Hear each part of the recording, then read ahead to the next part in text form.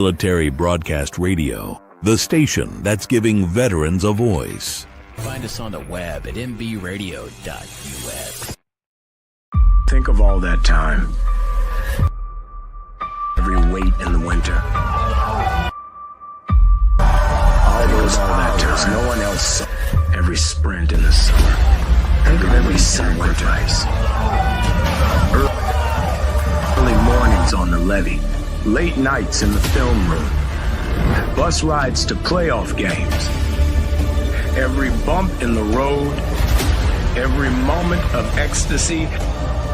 Every moment of doubt. Years wondering,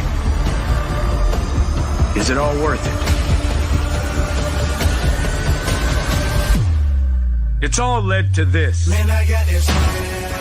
It's a 60-minute drive for a 60-minute game. After all the miles we've traveled, we're almost there. After all the hours we've worked, one more can make us legends. After all that time, this is our time.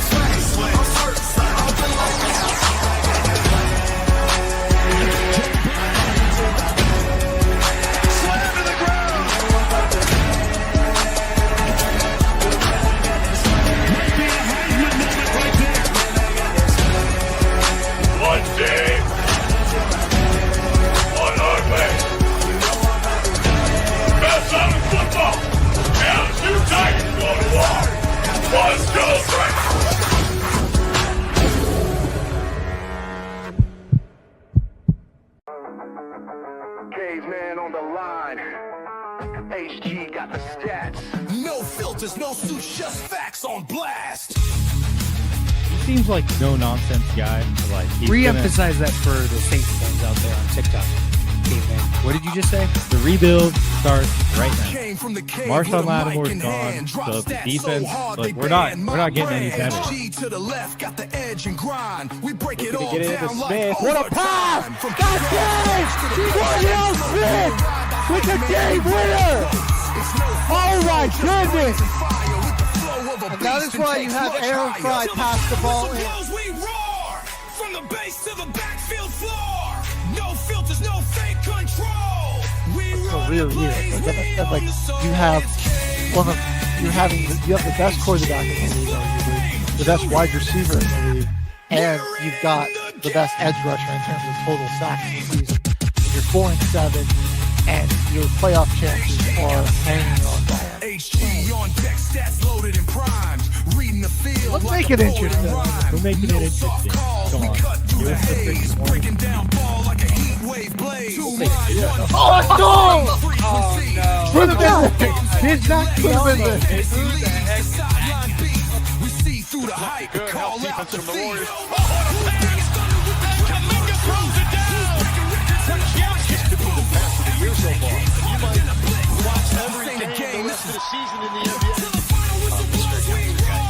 So don't you go saying that you're never going to see that. You're such a hater.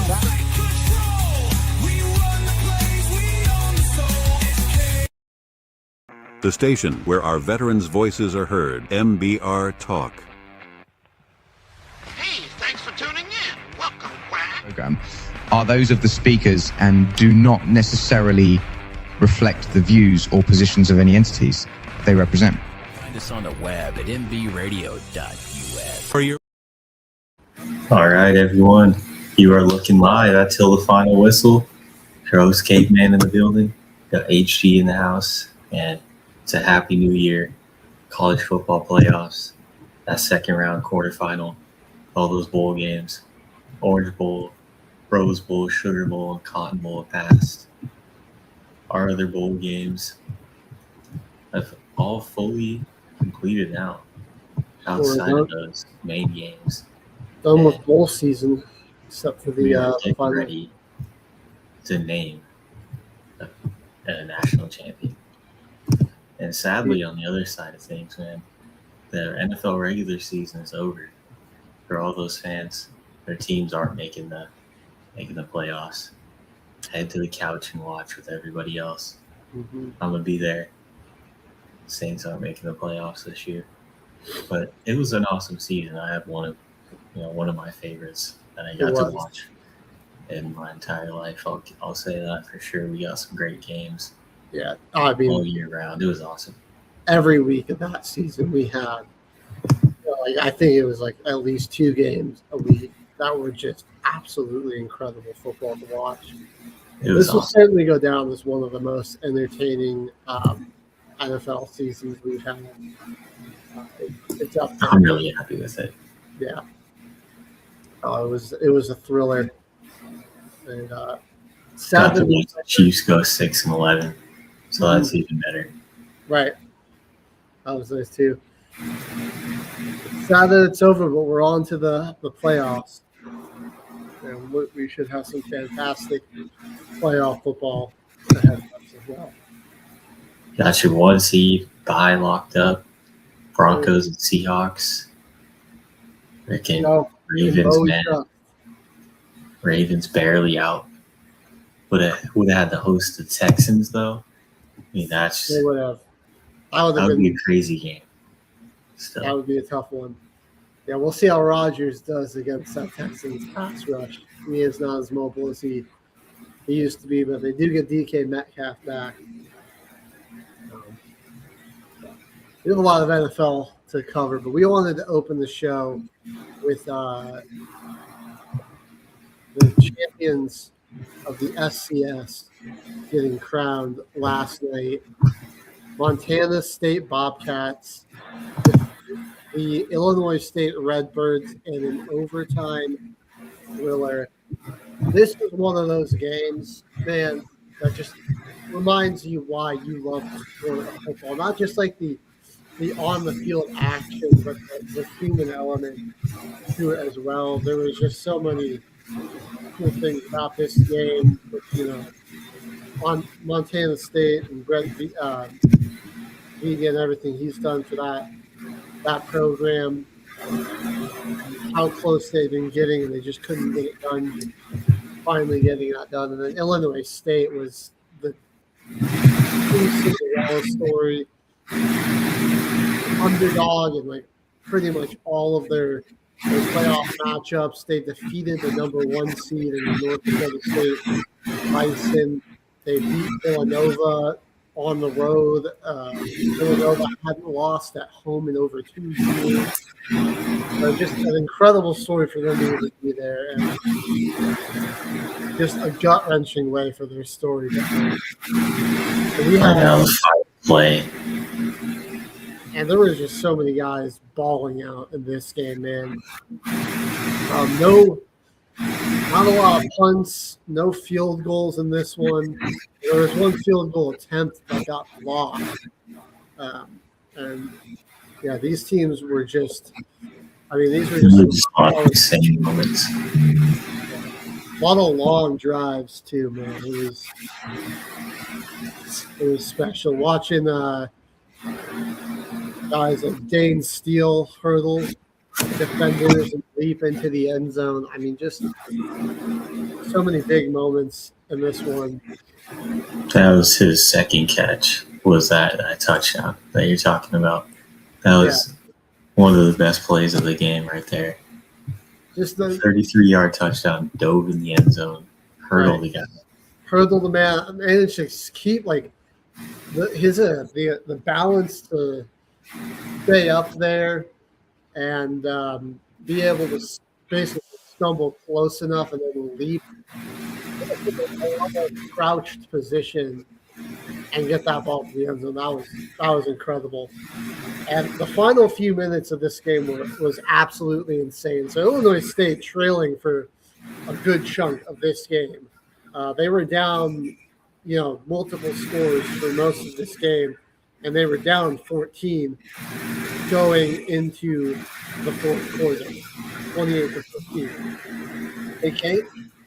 They capped off a drive that they had started in the third with a touchdown.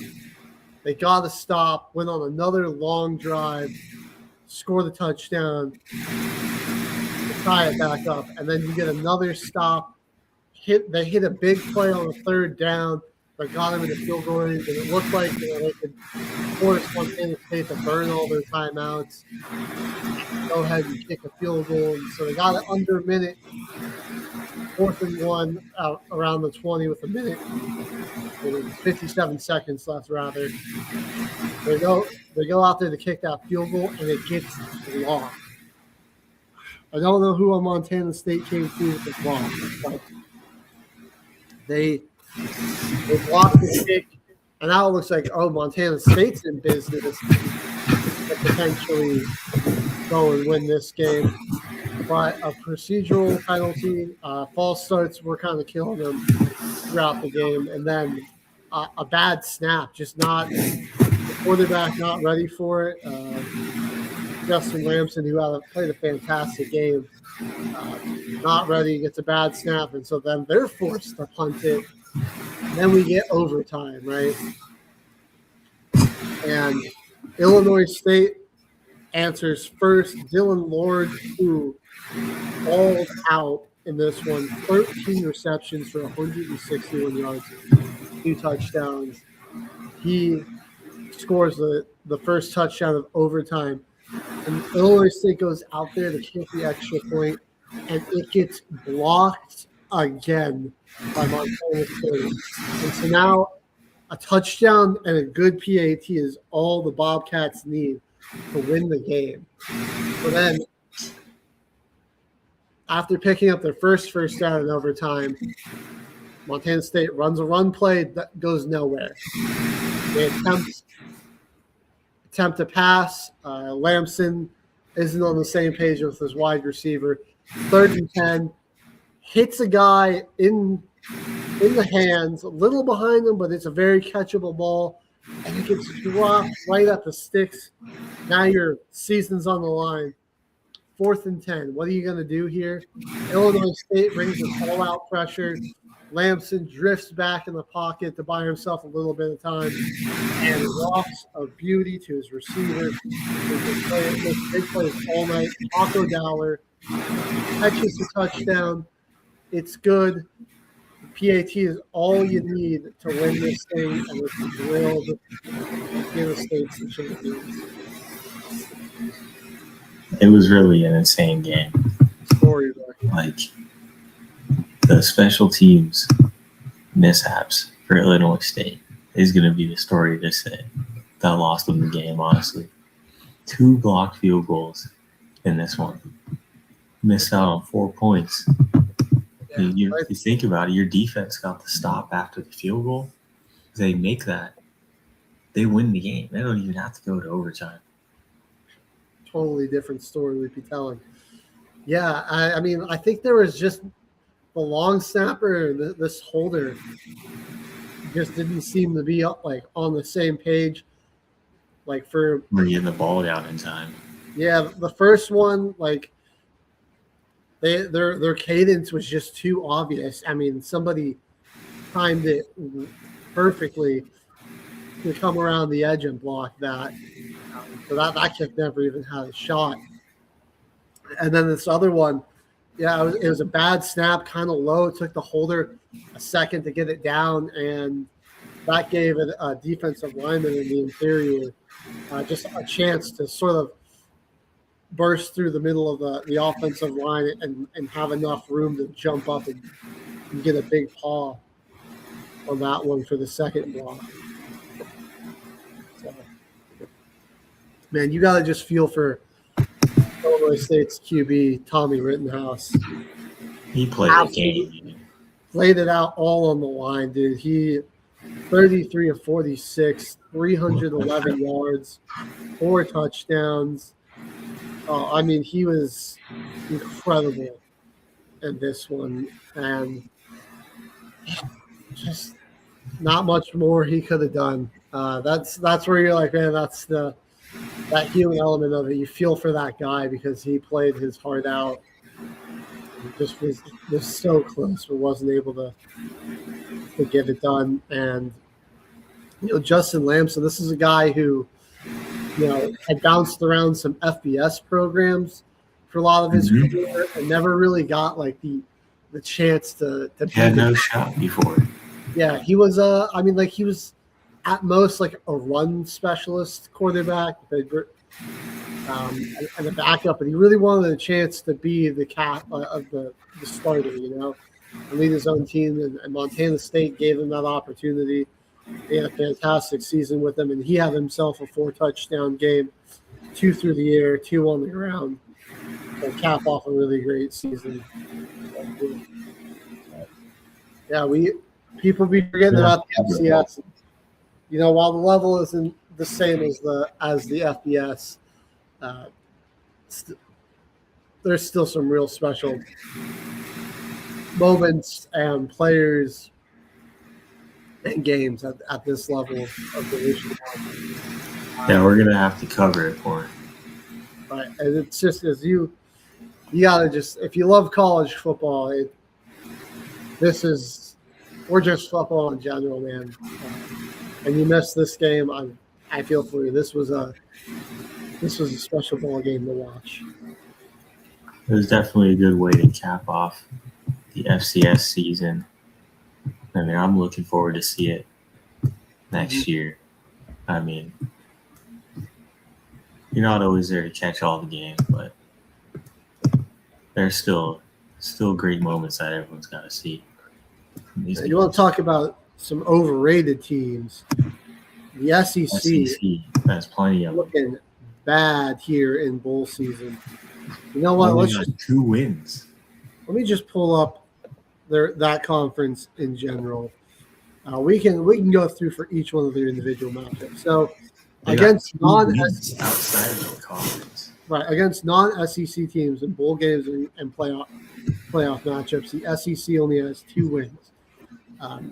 Alabama obviously beat Oklahoma. Tulane was defeated by Ole Miss. A&M got embarrassed at home, really only put up 3 points against Miami. Yeah.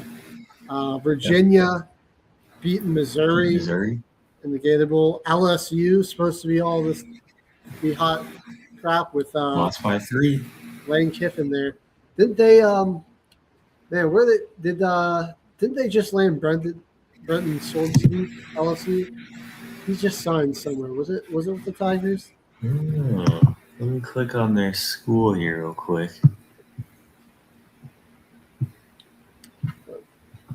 Yeah, they lost one to Houston.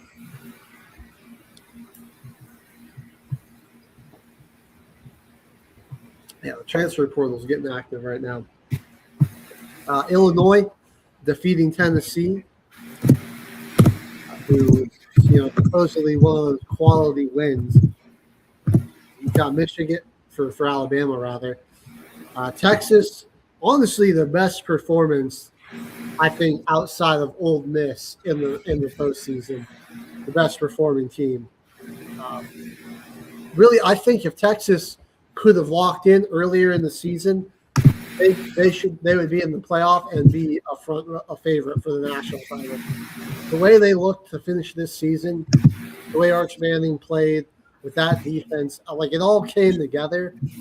They just dropped a terrible game against Florida.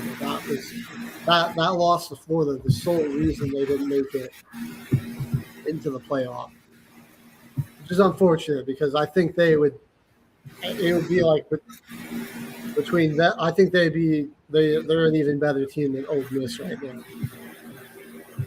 They get the victory over Michigan in the Cheez It Bowl, 41-27. That one was funny, man. They were celebrating. They were going and screaming the commercial where they got the coach in there. Iowa defeating Vanderbilt with their Heisman quarterback, Diego Pavia, playing in that one. And this was he played, man. He threw for 347 and 2 touchdowns, but Iowa put up 34 on the Commodores. That was another team everyone was like, they should get over JMU.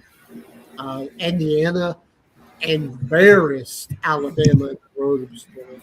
I mean, just I seen that one coming though. snatched their chain. Yeah. It was rough. It looks like Brendan Soulsby's just set to visit over at LSU though. Not really committed yet. Looking at going. I was saying, I'm like, Alabama and Oklahoma, they're so lucky that they play each other round one and we'll get to play a good game. I was like, I just knew whoever had to move on to play Indiana was going to get embarrassed. Oh, yeah. Sure enough. I think it's pretty safe to say that they might be going all the way to the national championship. I think so, yeah. They're one of the Ole Miss obviously looked great against Georgia. We'll cover that game. And then Wake Forest beat Mississippi State pretty handily. I'm surprised Mississippi State even got a bowl game, though. I think somebody opted out or they didn't have enough 6-win teams, and so they went with like one of the best 5-win programs. They were one of the lucky ones. Yeah. They were a team that just couldn't close out games, and yeah, Wake Forest didn't really let this one be too close anyway. They took the Duke Mayo Bowl, but yeah, that is only 2 wins against non-SEC opponents. Like, overrated. I'm gonna be honest.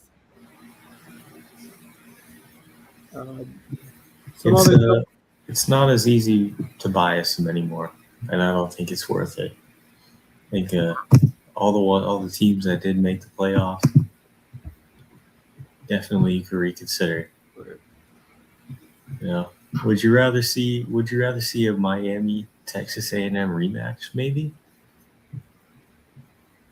in the playoff, or Alabama and Notre Dame, or Miami Notre Dame rematch? Right. I think that game might have been a lot better. And here's my thing with Notre Dame as well. I still think that team would have made some noise in the playoff. Again, you're not in a conference and you lost 2 games. Like, I'm sorry, but like Notre Dame, if you want to be in the playoff, you're gonna have to basically go undefeated or have one. You just gotta join the conference. Like, you're just too good to be in a conference nonsense. And like these other teams play. Join the conference if you want to. Conference games. Lose games. Yeah. It's just or schedule a tougher schedule. I don't know. It was like your 2 biggest matchups, the biggest games of the year besides your rivalry game against USC. And then it's like you have to dominate over Stanford and Syracuse, but it's Stanford and Syracuse, Some other interesting bowl matchups, just to highlight. Navy absolutely dog-walked Cincinnati with that first starting quarterback. Texas State, which is going to be one of the newest members of the Pac-12, finished off their time as they're in the are they in the Central USA or just the American Conference? Navy? No, Texas State. Texas State is in Conference USA. Okay. I think. Well, they finished their time as a Conference USA team with a 41-10 victory over Rice. SMU took down Arizona in the Holiday Bowl. That game, SMU made that game way too close. They allowed a crazy comeback, and they just about lost this game to Arizona. It was really good. Yeah. That one was fun. Another game that was really fun. Duke versus Arizona State, the Tony the Tiger Sun Bowl. And these teams, I love when a team just commits to the bit for the bowl game. There was a giant bowl of inflatable frosted flakes behind each end zone, and all game, and this 42-39 shootout. Every time somebody scored a touchdown, they would just run and jump into that mold across the place. Sick. That's awesome. These teams were going back and forth. It was a fantastic game, and they were having fun with it. That's what bowl season's all about. Utah, man, that was a team. I mean, the way Vandy and some of these other schools, not BYU, but USC, heck, Michigan, Vanderbilt, the way some of them went out, I'm like, Utah might be dangerous in the playoff. Seriously. They certainly would have been more deserving than Alabama. Because that team was really complete down the stretch. They got a 44-42 trouncing over Nebraska in the Las Vegas. Yeah. That's about it with all the bowl games. Let's jump into some of these college football. Yeah. We covered a lot of the bowls already. Hey, I kind of want to just talk about Alabama getting beat real quick. You know what? Let's jump into that. Because I always think that's fun. They got 3 different quarterbacks play. Mm-hmm. And I really like Ty Simpson. He did leave the game in the regular season. He wasn't bad at all. This was the they big didn't have a problem lot of help for him with Bama. They just couldn't run the football, and they were struggling to protect Ty Simpson. It's like this is going to happen against an elite defensive front like Indiana's.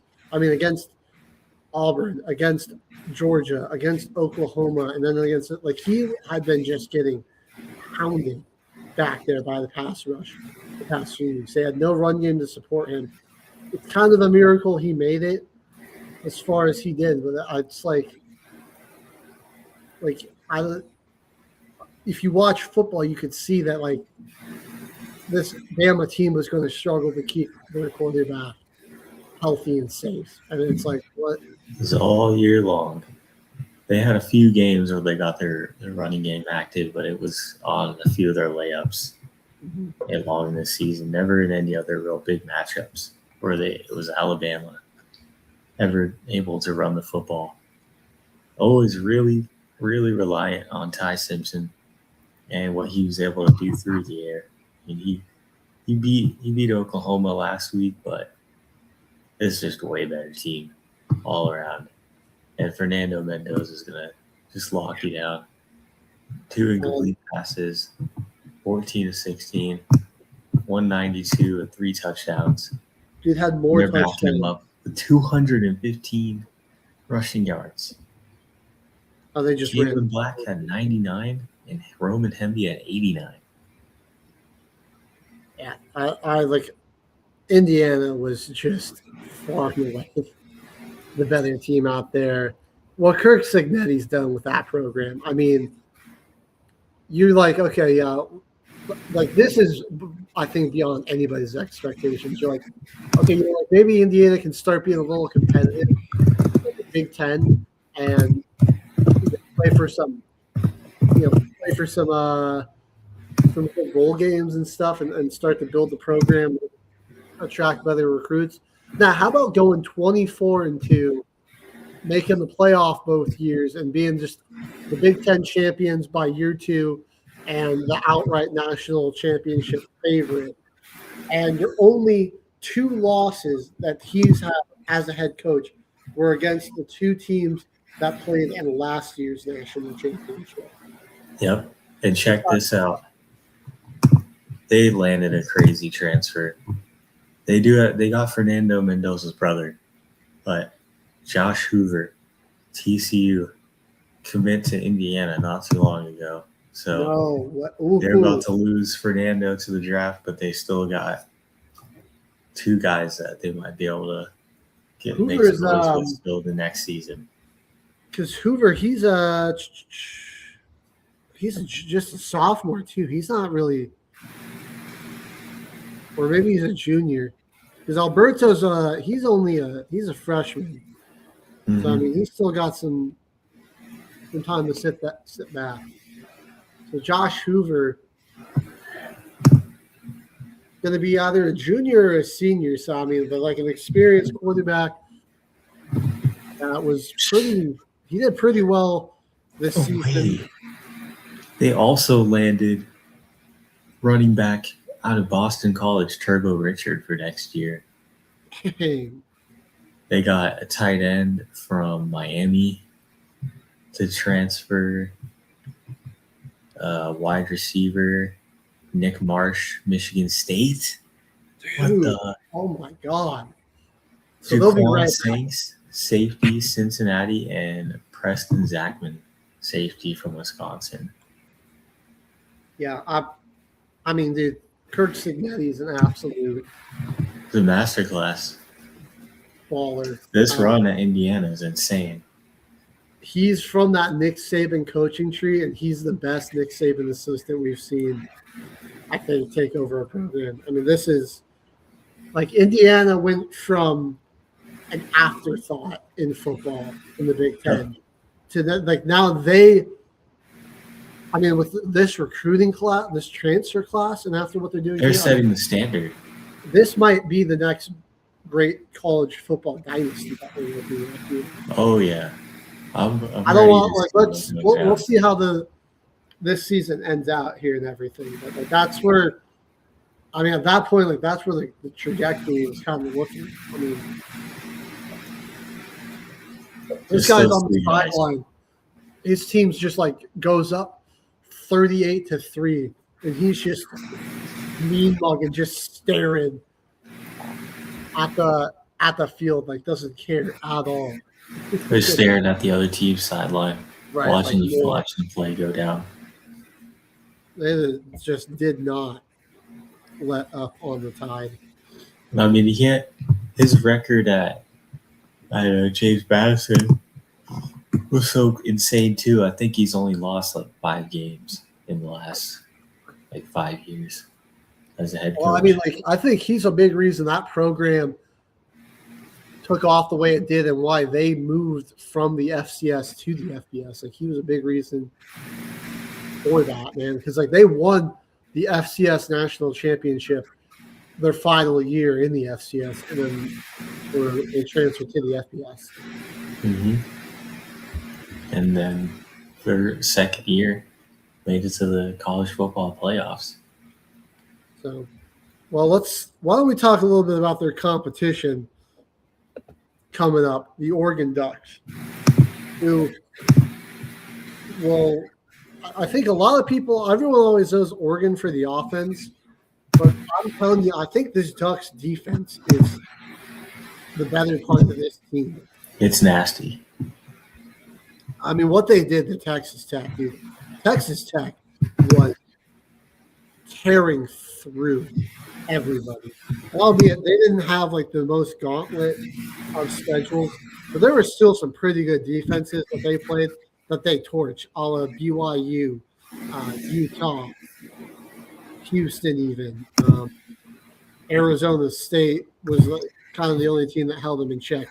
I mean, this was a squad that had only scored under 30 twice this year and had scored, to end out the year, they scored 48, 49, and 34. They were dropping 60 on teams earlier in the year. And, I mean, they had a good offense and a elite defense. And so I'm not too surprised that the Ducks had the struggles they had against this defense. It's a really good defensive unit.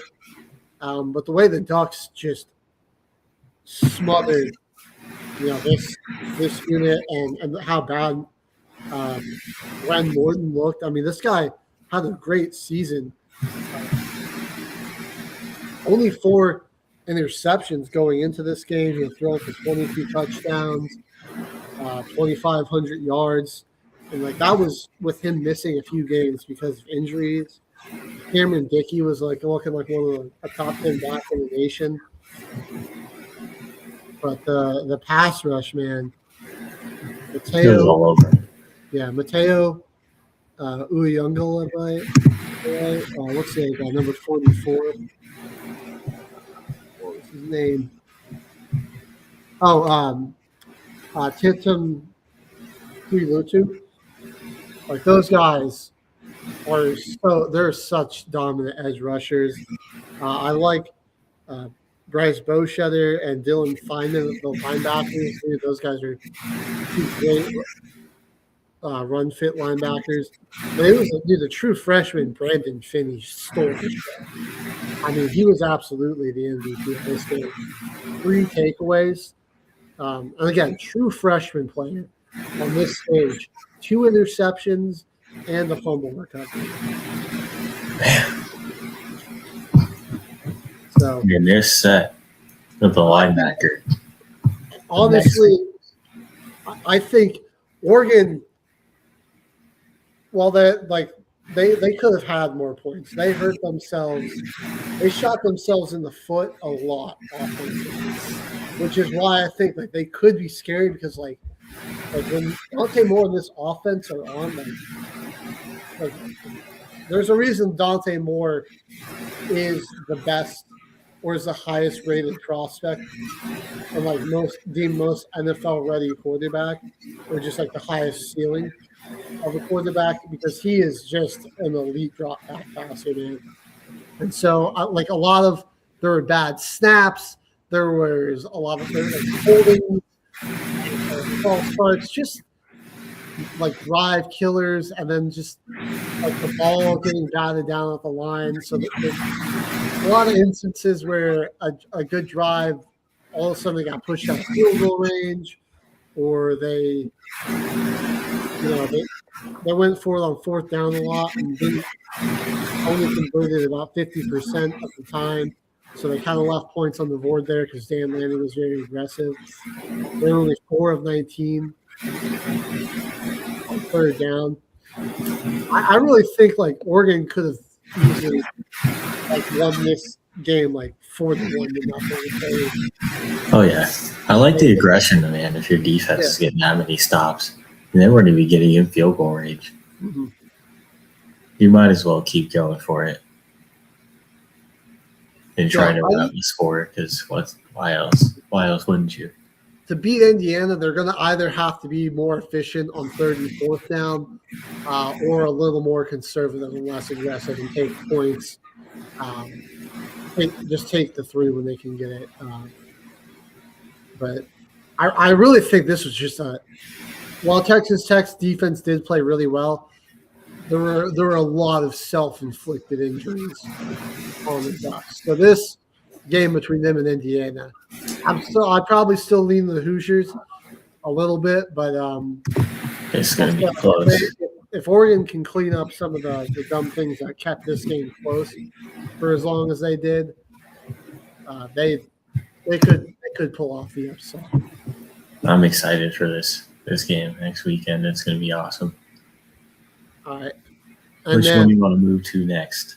I want to talk about Miami because, dude, I think this is legitimately like the margin between them and Indiana in terms of national title hopefuls, I think is razor thin, man. This a good Miami team, bro. And they just took Ohio State's lunch money in this one. First, you go on the road into College Station and shut down that Aggies offense. I mean, you made Marcel Reed look like one of the worst quarterbacks in the country. And then you're going to go take on the defending national champions, pick off their sensational quarterback 2 times. And where was Le'Veon Moss, too, in that Texas A&M game? It was so windy that whoever ran the ball won it. Yeah. And Miami's defensive line, dude, they got a lot of first-round draft picks. That's where I'm like, that's why I think Miami's really a national title contender, because that defensive line of theirs is filthy. And then Mark Fletcher, like the way they can just lean on this guy, big bruiser of a back and type of guy, the more carries you give him, the more he looks like a saint, man. He looks like a former saint, future and former saint. I mean, he just wears you down. And yeah, like Miami forced Ohio State into being one-dimensional so early. They got the pick six. They were up 14-0 at halftime. That was interception.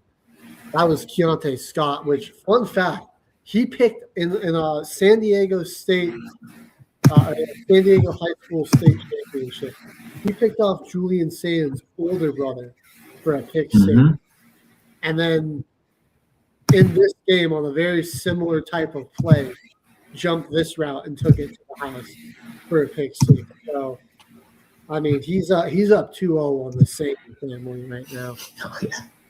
Are you believing this crap, though, that Ryan Day left the playbook, lost it at the hotel, left it behind? What? That was something that I've been seeing, like the day after the game, was that Ryan Day lost their playbook. Like the day before they were supposed to come and fly in to play. That seems like copium to me. No, seems like some BS. But Scapegoating, that really trying did happen. Call Ryan Day incompetent. Yeah. You're losing your job if that really happened. Right. I feel like the fact that hasn't gained more mainstream attention means that it probably didn't actually happen. It's really funny. It's really funny if it is, because I saw a bunch of posts. One of them was like quoted Julian saying was he sent out a mass email to everyone to look for a large email label, a large binder labeled offense. I mean, only 14 points in this game. Yeah, maybe. How they looked all year long. I mean, they put up 70 points. It was against Grambling State, but they were still blowing teams out all year long. Beat Michigan 27-9. I mean, like I said, like saying he had the 2 picks, but I want like one obviously to lose the game. Yeah, I mean, he still had a pretty solid game. Him and Jeremiah Smith had a good connection. Smith at 157, but yeah, they just could not capitalize on a lot of their opportunities. And once the field got shorter, man, they just couldn't do anything against Miami. Like, that's when your defensive line really shows. Well, and Ruben Bain and Akeem Mesidor were just teeing off on that one. Like they got 5 sacks for Miami as a total, but they were harassing, and again, like they just shut down that run game, bro. Like only 55 yards for Bo Jackson in this one. And it's sad to see no more Arvo Reese or Caleb Downs in the playoffs, because those guys they're everywhere on Ohio State's defense. And this Davison Igbonosun, also a senior corner for Ohio State. He had a pretty big game in this one and had a pretty decent season. 2 picks, 28 tackles, 6 pass deflections. And maybe a little later round pick to keep our eyes on. Yeah. Well, I gotta say I'm not surprised. I think Beck, only 138 yards passing. He wasn't pushing the ball down the field a lot, but like they were staying ahead of the sticks. When you got Mark Fletcher, you don't even need to throw right the deep pass. Like Miami they were running the ball. Beck was effective. 19 to 26. He made some good throw. Like he made the throws they needed him to make when they needed a play with the quarterback. And they just really all they did is our defense is really we're just not let's just not put them in any difficult situations. Let's let them keep it. Besides the fumble by Mark Fletcher, they really didn't do anything to jeopardize their defense or put them in a more difficult situation.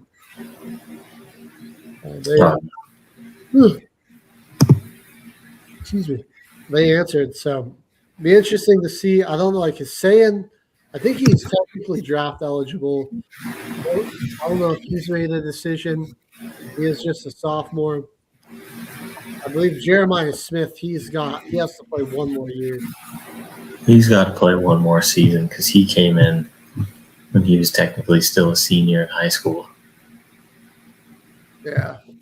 For his freshman year. He's just too young. Yeah. So, I mean, top 5 in yards as a receiver. Top 5 touchdowns. He might interceptions. Gosh. Might genuinely be a top 5 draft pick when he does come out. But oh yeah. Be interested to see how after this tough end of the season, how Ohio State rearms and re-ups, because they're like Caden McDonald, Downs, Arvell Reese, David Hodgson, I think Caden Curry as well. Just a number of guys that are going to be gone, going to get drafted or just graduating, whatever it may be. Cornell Tate as well. So, I mean, now it's like there's even more pressure because I think Michigan, I think, is going to be on the comeback with Kyle Whittingham there. Like what he did at Utah was really impressive, especially recruiting defensive talent.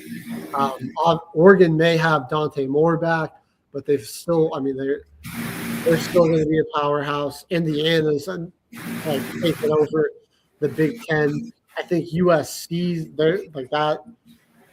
I mean, they have a ton of exciting transfers and recruits coming in because, I mean, who wouldn't want to go play football, make millions of dollars playing football, living in California,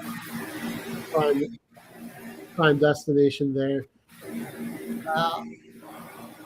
So it's going to be, the Big Ten is really, I think, slowly becoming the premier conference. Like Matt Campbell back at Penn State. So is Penn State going to be back?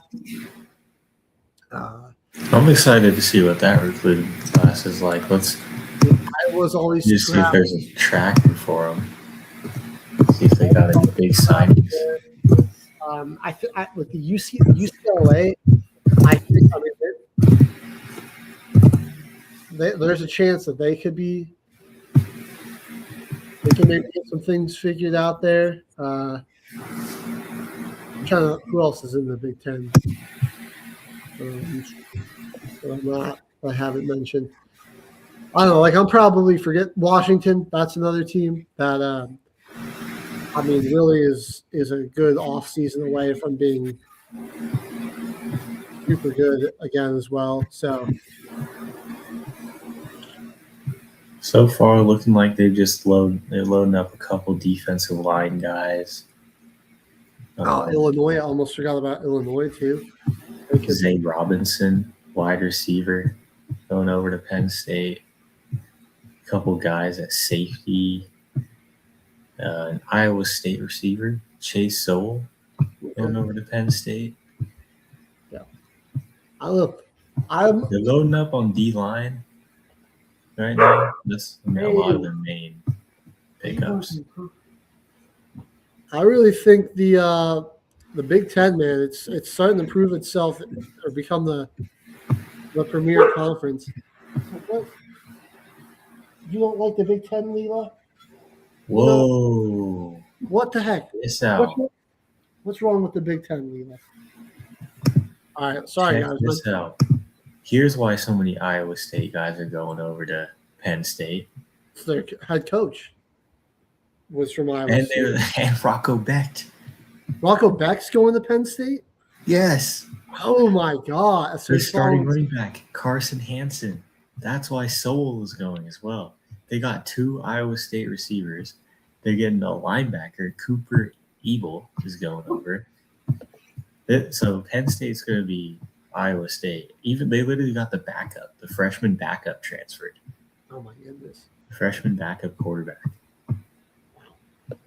Well, I was trying to, like I was saying, the Big Ten, is looking like the best conference. They're catching up to the SEC in terms of total draft picks each year. Like last year, they only had 7 less players get drafted than the SEC. And the past 2 years, they had the national champion. They might have the national champion again. I mean, they're guaranteed to have another team in the national championship at least. And you want let's look at how they did in bowl season. Right? Washington crushed Boise State. Oregon destroyed James Madison. Northwestern smoked Central Michigan 34-7. Minnesota defeated New Mexico 20-17. Penn State beat Clemson 22-10. USC was one of the first losses. They fell to TCU, but that was a close game. TCU beat them there. Obviously, Ohio State lost to Miami. Illinois beat Tennessee. Michigan did lose to Texas. Iowa beat Vanderbilt.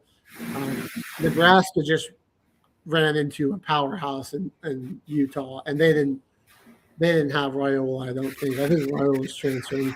Then Indiana crushed Bama, and Oregon shut out TCU. So that's a lot of dominance. They won a lot of games. Right.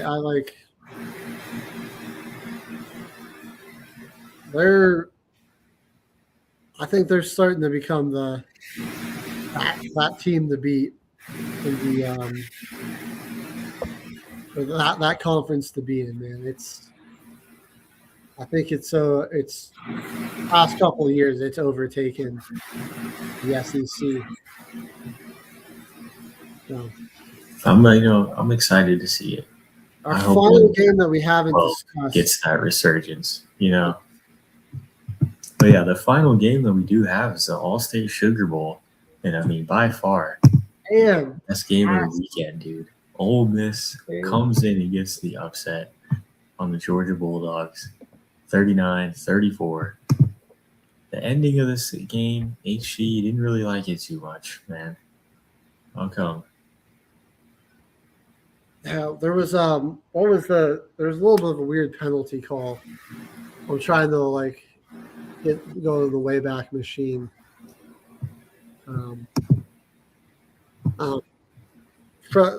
Fresh my memory if you know what I'm talking about, but going back to the fourth quarter here.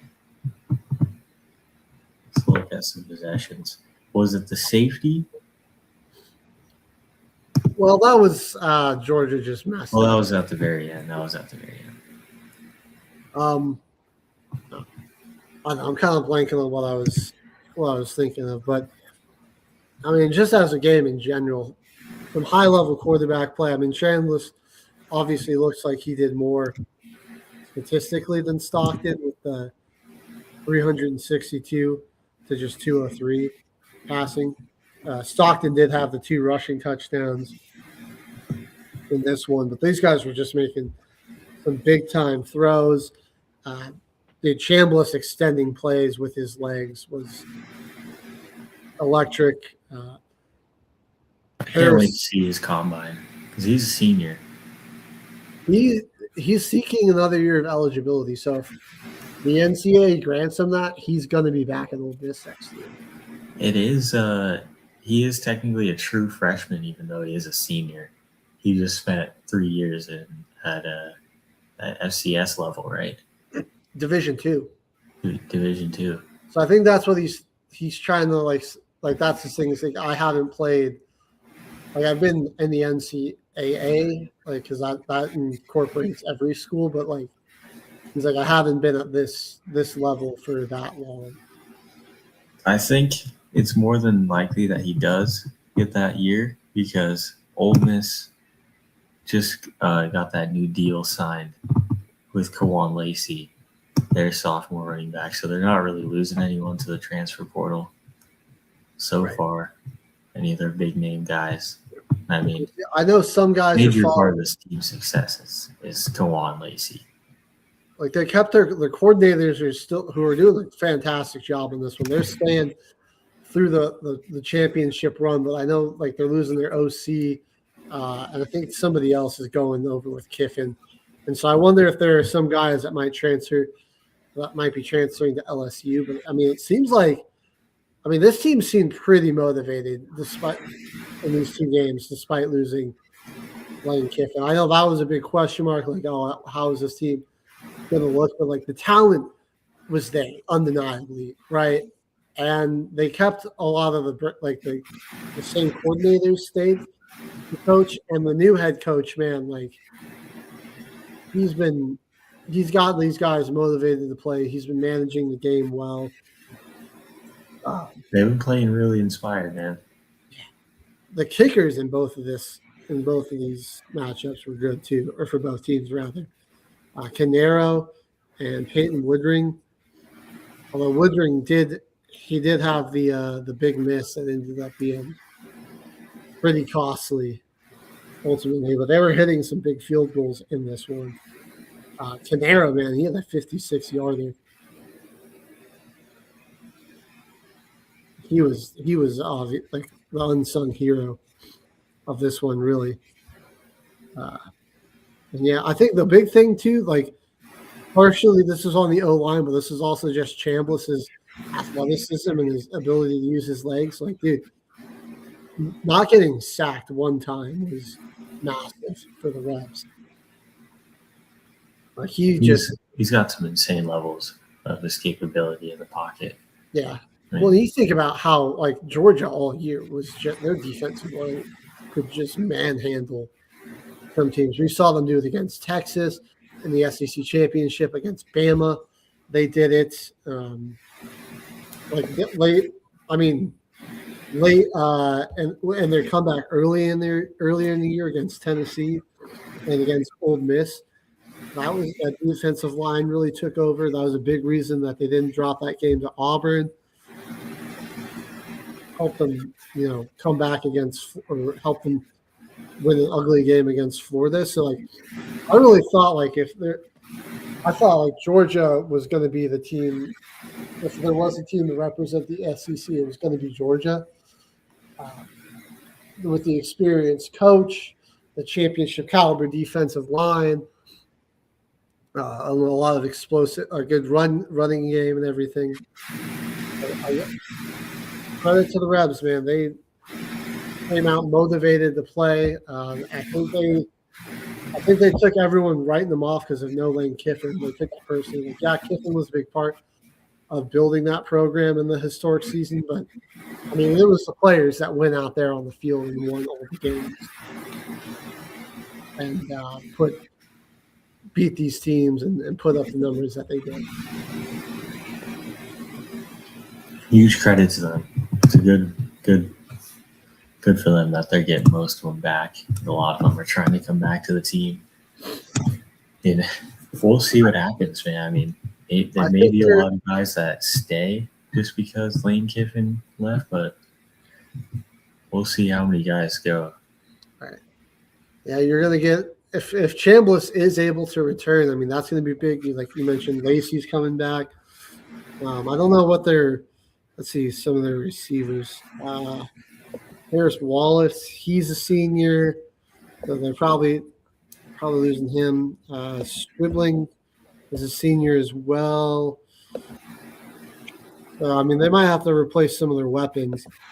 But obviously, if you're getting Trinidad Chambliss back, and Kawan Lacey. Yeah, that could be a pretty attractive place to go if you're a transferring wide receiver. I mean, Caden Lee, he can be back. I don't think a lot of guys from Ole Miss are going to be going to LSU either, because just taking a look at their transfer tracker earlier to see if they got Sorsby, not a lot of Ole Miss guys, but you saw Iowa State coach going to Penn State, and there's the quarterback, the receiver, running back, and half the defensive line and linebackers are going over there. I don't know. I think Lane Kiffin might be bringing a bad energy over to LSU. I don't know if those guys want to go over there. Like, I know this was an ugly divorce between him and the He's always had those. I'm not blaming it on that. I think it's just they might just not want to play for him anymore. Right. And he kind I of know, like they said, like he couldn't coach with them if he wasn't going to stay. I think there was like some sort of ultimatum like that, and so he's like, okay, well, I'm going to go take this job and just leave. But I think a lot of the players, I think he burned some bridges with those guys, just and like they felt betrayed by that. Like after everything we did, coach, you don't want to see this out to the end.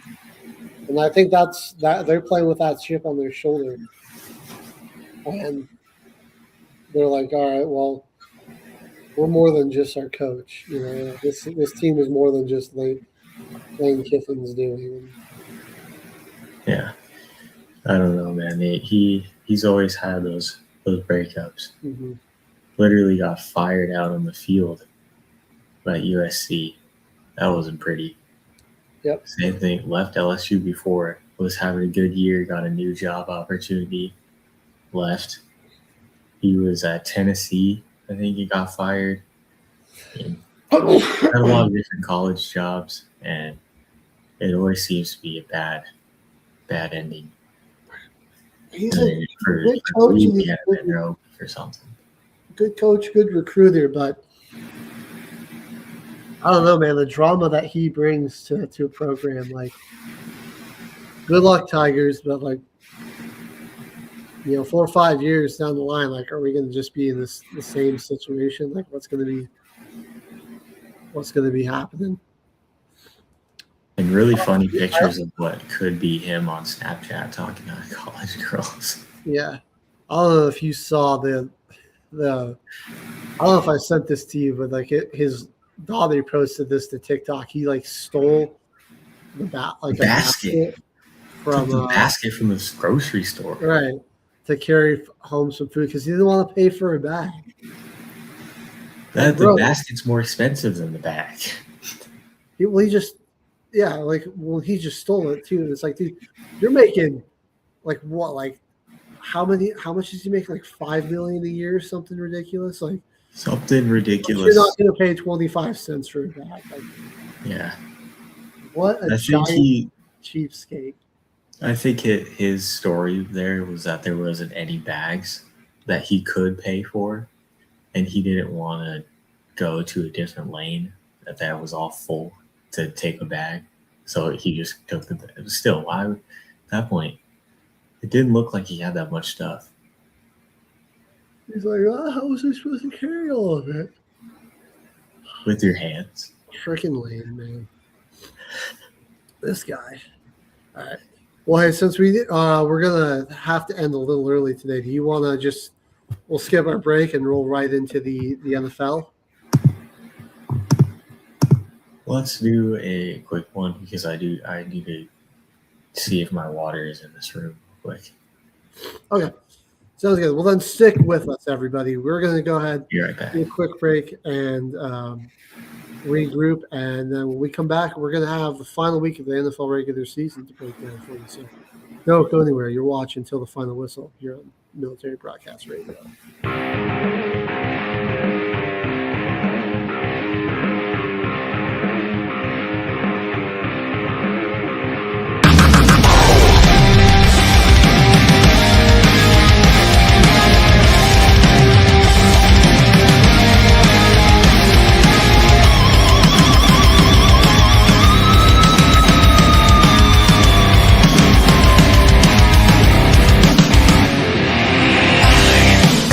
Pretending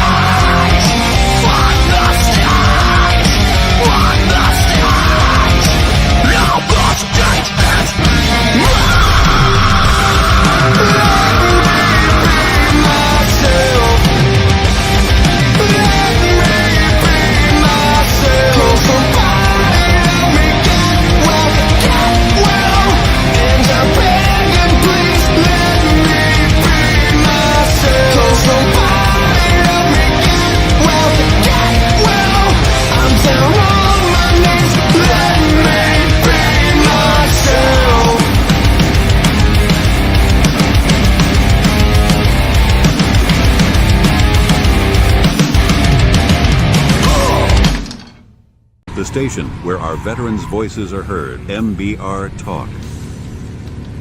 Find us on the web at mbradio.us. All All right, right, ladies and gentlemen, you are looking live at Till the Final Whistle. We're all back. We're ready. My drink was in here. All nice and hydrated now because NFL Week 18 was pretty sick. I'm sad that the season's going to be over, but man, it was an awesome week. Yeah. Panthers lost their final game of the season and still ended up making the playoffs in NFC South fashion. Just like we kind of wanted it to happen last week. I didn't really want Tampa to make the playoffs. Like in the moment, I wanted the Saints to win, but like we all got the good end. We got the good ending here. Yeah. Because we don't have to see the Buccaneers. We get to see Bryce Young, kind of a young and promising player, more in there. I'd rather see him in there than Baker Mayfield. All I'm saying is the Panthers did beat the Rams earlier this year. They beat the Rams in the regular season, man. There's a shot. Well, I'll give you the rundown on everything that happened this weekend. So, yeah, Saturday we had a couple of NFC playoff clinching scenarios here. There was the battle for the South, which the Buccaneers ended up winning just to lose on Sunday, but 16-14. The referees in that game were crap. It was a downpour, and so the offensive conditions weren't great, and like the refs were just awful. They were terrible in this one. They made some horrendous calls. The Rico Dowdle backwards pass that they said they called he was out of bounds, about a backward pass that went out. I mean, like, least obvious gambling officiating crew I've seen. It was horrible. Yeah. 16-14 Bucks win. Then the battle for the 1 seed in the NFC West between the Seahawks and Niners. And Seattle's defense just proved how scary they are. An exploding 49ers offense was held to just 3 points as they were utterly dominated by the Seahawks defense. 13-3 Seattle clinches the 1 seed. Now, like you mentioned it, Falcons Saints was actually the real battle for the NFC South, and the Falcons won that to put the Panthers into the playoffs. NFC South football is Falcons were mathematically eliminated from the playoffs in like week 13, I believe, and ended up tied for first in the division. Yep. So ridiculous. It's really 19, they got the victory at home. So were you going to say something? I was just going to say it's really funny how the season played out. Yeah. And it's hilarious watching some of these fan bases try to trash talk. And it's like, in the end of the day, who has the most hope? Because the Panthers really weren't a playoff team. No one thought that was a playoff team before the season started. They played some really good football. Falcons and Buccaneers were in the conversation to actually be really good teams. And with a losing record, Falcons fired their head coach that they gave up their first-round pick in this draft for. That was somehow worked out in that deal. So they're really, like, what are you even going to hang your hat on, man? They have a lot of good weapons, dude, but they got the best position for a lot of these teams is the front office. I mean, that's you decide. Who knows who's going to be winning this division next year? I mean, honestly, it probably will be the Saints. I'm not even going to lie. If we had Charlie Smith for the whole year, our kicker, we lost a lot of games because Blake Ruby being the worst kicker in the NFL. Even this game, Charlie Smith missed one field goal, a 56-yarder early in the game. 2019 Saints win. Yeah. I would have been finished that second. Stuff. We'd be second in the division if we won that game. That's 7-10. That's so silly. Oh my god. Yeah. Just a crazy division. Especially the fact that we're going to have multiple. There's going to be 2 12-win teams as wild cards, while an 8 and 9 team hosts a playoff game. 8 and 9 teams hosted one of them. Another game with this game actually had no playoff implications, but there was a little NFL history. The Browns defeat the Bengals 20-18, and Myles Garrett has officially claimed the crown of most sacks in a single season. 23. That's insane. It looked like he was going to maybe smash the record, but yeah, a lot. Obviously, no team wants that to happen to them. Somebody is making the joke. We're going to have Michael Strahan confronting Joe Burrow years later, asking him why he fell down. Why he took the sack. Yeah. Took the ball and gave up my record. I mean, Myles Garrett, I'm sure he's happy. He broke the record against Joe Burrow and those Bengals, man. I'm sure he's happy to break the record against that team. Not the best season for the Browns, but I mean, if there's as many injuries as there was and they have a solid offseason, who's to say that the Browns can't be competing for the AFC North next year? Well, they fired Stefanski, but kept Andrew Berry. And I mean, like what Stefanski did with Shador this season and just not setting him That's up. criminal. Right. That was crazy. But I think Stefanski's been a good coach. Andrew Berry is a terrible GM. Like the reason the Browns are in the situation they are now is because of him. Disastrous Deshaun Watson trade that he orchestrated. He made those trades. Right. I mean, I got my fingers crossed because I like Shador. Yeah, but they like that. He does not have a good front office or a very competent organization. I just don't think that there's a lot of avenues for success for him in Cleveland. I mean, not with the Watson cap situation and everything. Maybe I'm wrong, but probably not. Yeah, they're the Browns. We're locked into the 7th seed, so all their starters resting. The Vikings get to end the season with a 16-3 victory. They finished with a winning record, Caveman. The Vikings, 9-8. 9-8. Crazy, huh? Their defense is really solid. Yeah. They had a really great defense. I mean, man, did you imagine what they with how the North was this year? Like how they could have looked? Was Sam Darnold still there? I know this game could have been for the 7th seed. Makes you wonder. I think. I mean, they were the 1 seed last year with Sam Darnold. I think if Sam Darnold was still the quarterback with that defense and Justin Jefferson and all that's those 1 seed again.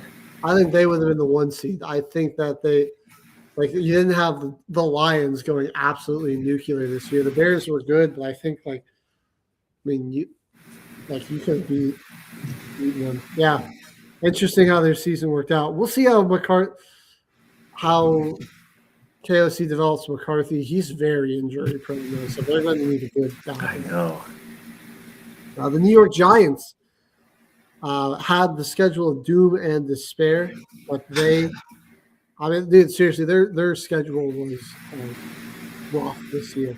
I'm surprised they even won 4 games. Yeah, 4-13 reflected. I thought they would maybe win 2. So I mean, they doubled my win expectation for them. So, and they get a victory over the Cowgirls, 34-17.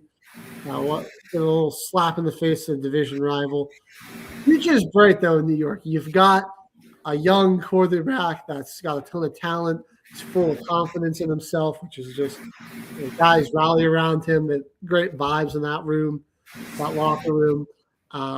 When you get your running back who was having a great season before he got injured, you got you've got a number one wide receiver, and you really have a special wide receiver too. There, Wandale Robinson, two promising young tight ends, and Daniel Bellinger and Theo Johnson. There's a lot of talent on defense. You just need the right guy coaching it, I think.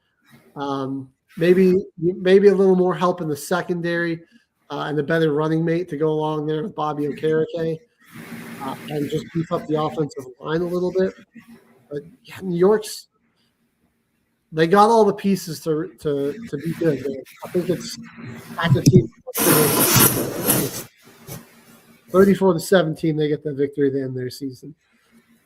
The Jags hosting the Titans to clinch the division wasn't even close. I mean, they just eviscerated Tennessee. It probably would have been the nicest way I can put it. 41-21. Cam Ward didn't get injured. Yeah, Cam Ward got hurt. Brandon Allen came in there. It was the Brandon Allen show for 3 quarters, so nobody wanted to see that.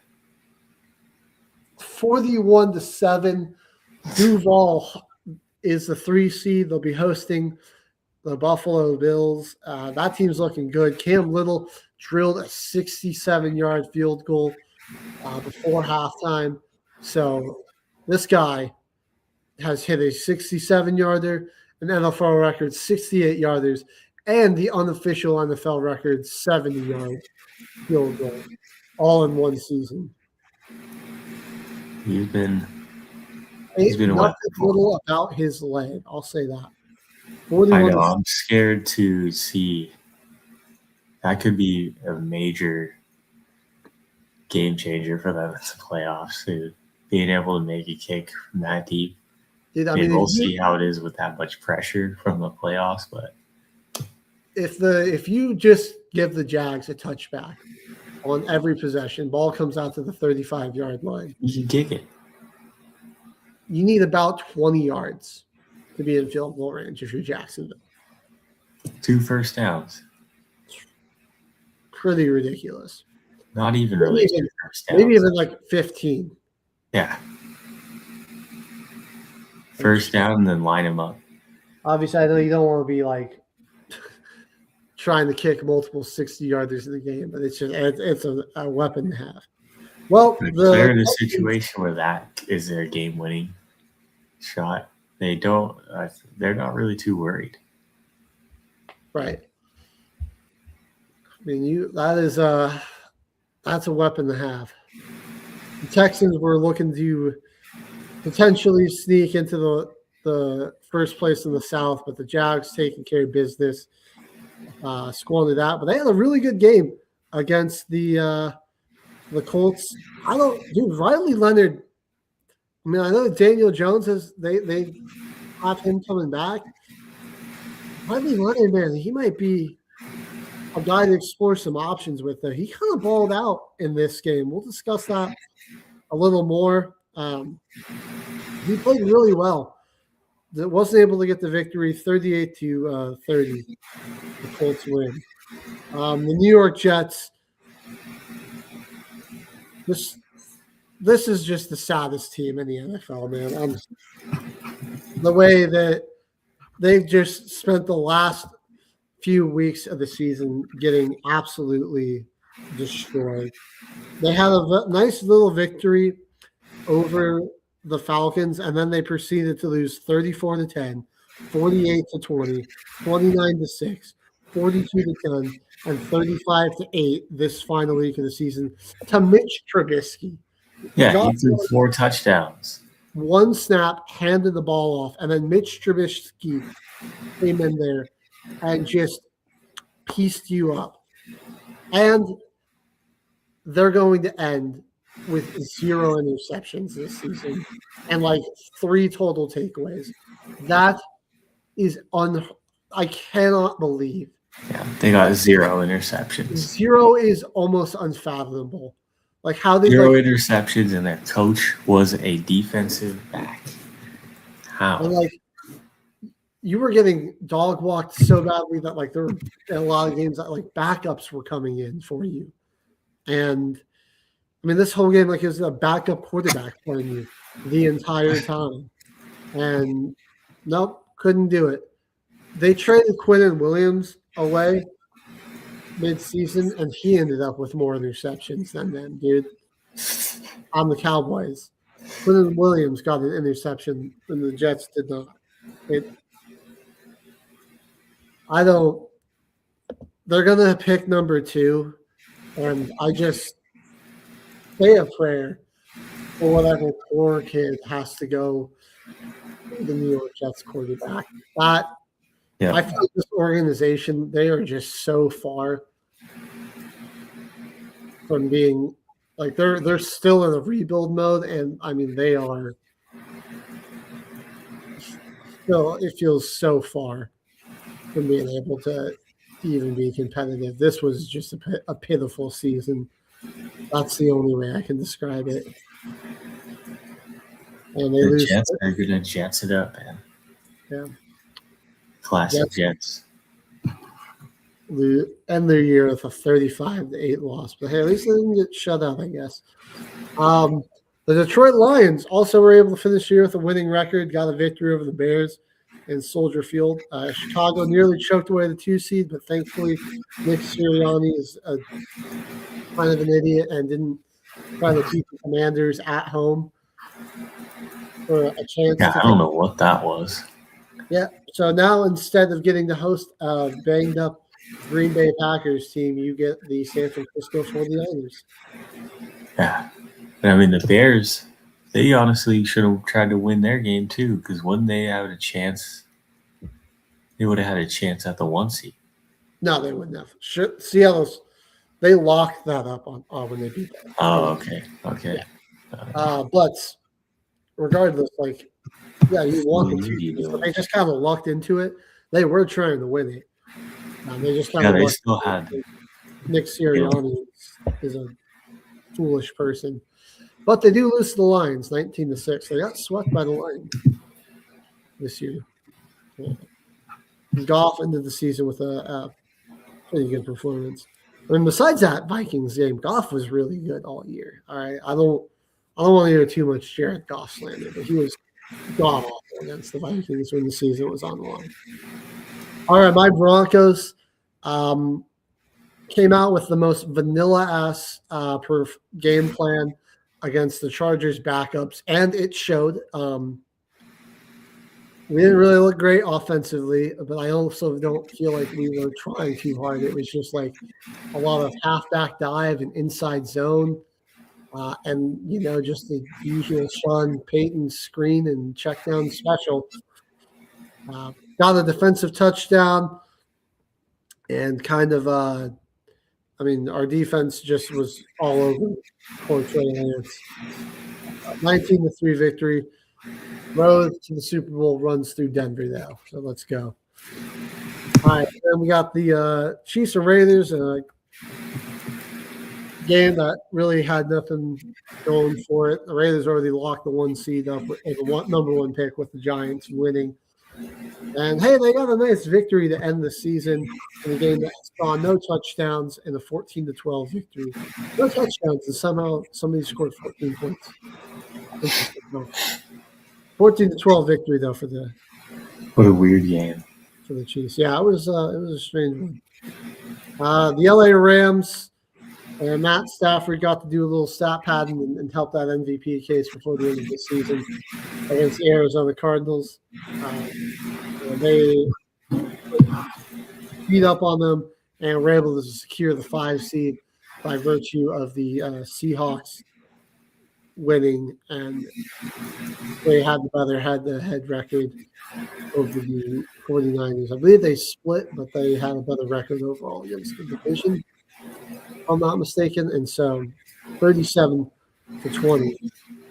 Rams jump into the 5 seed. The Patriots had Drake May play for a little bit, got up by a lot on the Dolphins, and Ramondre Stevenson and Travion Henderson just ran the Dolphins into the ground. Quinn Ewers, backup QB on the road, was not looking very great. 38-10 victory for New England. Big victory for them.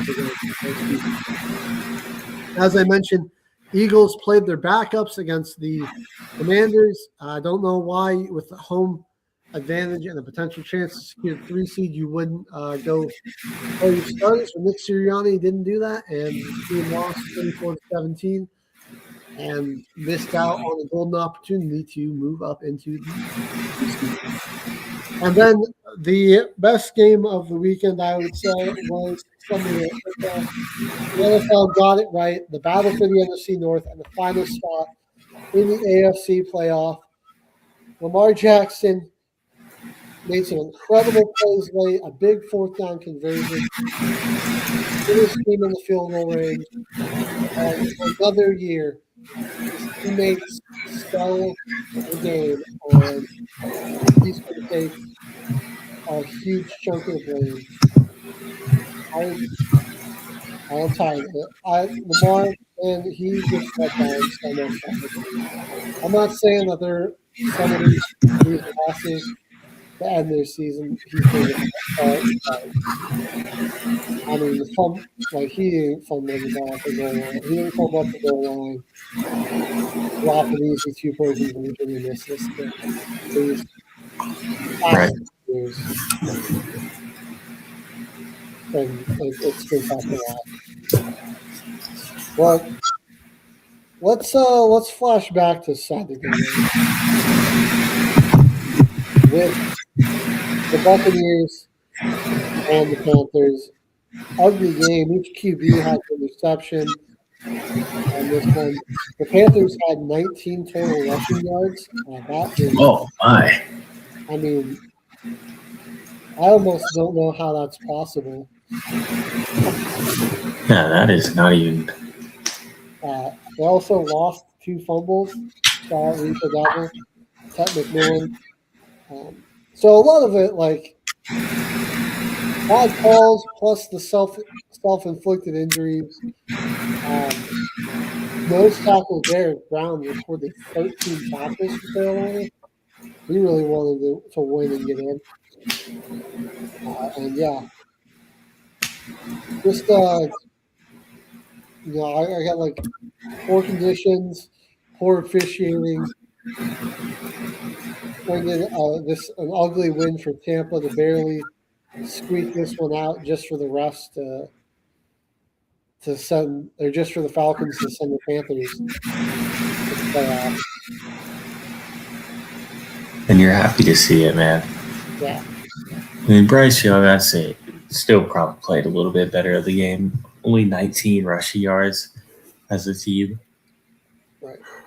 I mean, besides his he didn't take interception, any sacks either. So it was mostly on his arm and what play calling they were going to be able to dial besides up. his interception, I mean, I can't really fault him for how he played. He did, in a torrential downpour, he had absolutely no run game and was 25 of 35 for 266 and a touchdown.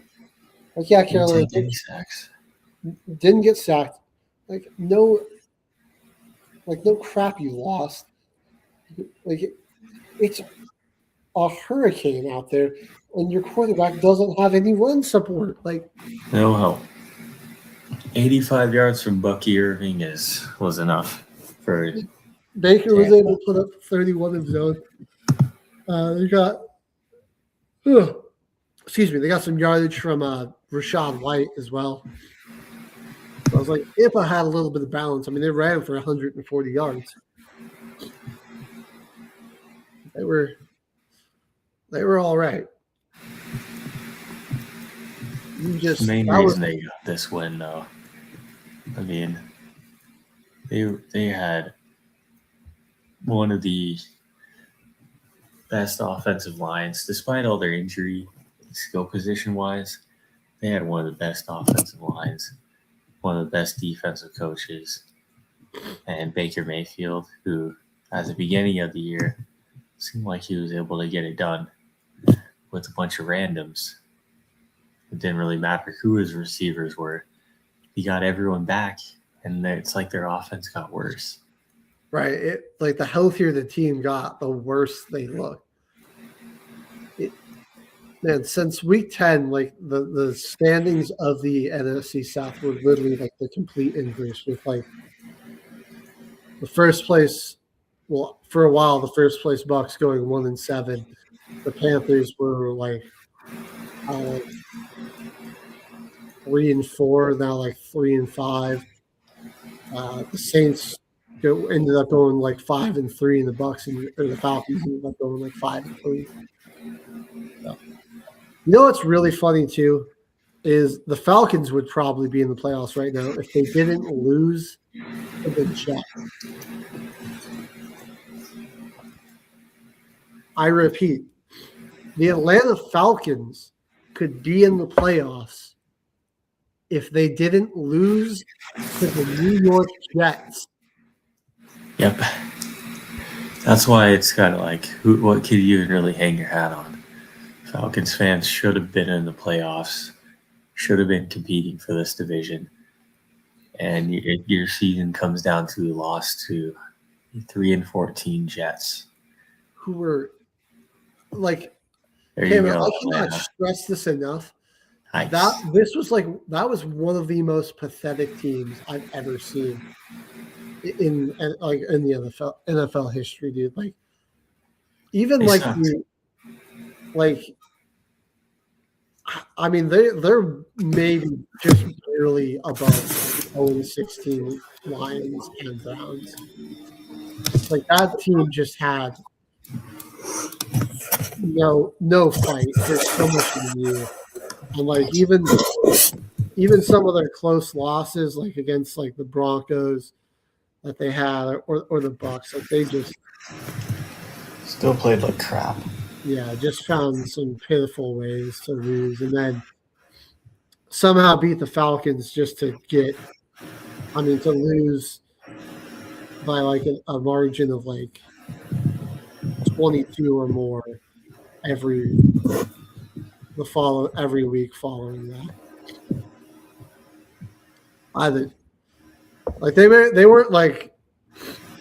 They weren't so bad to start the year, and when they still had like when Garrett Wilson wasn't hurt, and like Breece Hall was had 1,000 yards this year. Fields was kind of explosive at times. We still had Sauce with Dylan Williams out there. It's like Atlanta, you lost to them, and then they just had the most pitiful end. Just sad out there.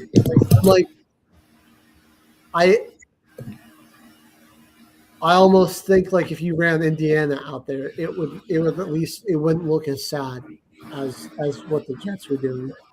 Even though they'd still probably lose by similar margins, it would just look it just wouldn't look as sad. Yeah. And I mean they're in the worst spot out of any team. Yeah, absolutely. They really looked good and they still played bad. Like Garrett Wilson was their leading receiver, and he was out for most of the year. Right. I don't think receiving yards. I don't like when did he leave? Like he hasn't played since like week 10 or something. Like it's been like multiple months of no Garrett Wilson. I think it was earlier than that. Might have been like week 8 or something, dude. Because like what was his? I don't even know what he finished the season with. Only around 500 receiving yards, a couple touchdowns. So it was before week 10 because he was on really good pace, and then might have been like week 8 or week 7. Yeah, I mean, he just didn't really have a quarterback. He's never had one. Like him and Breece Hall, I gotta imagine they're going to try to force their way out of there.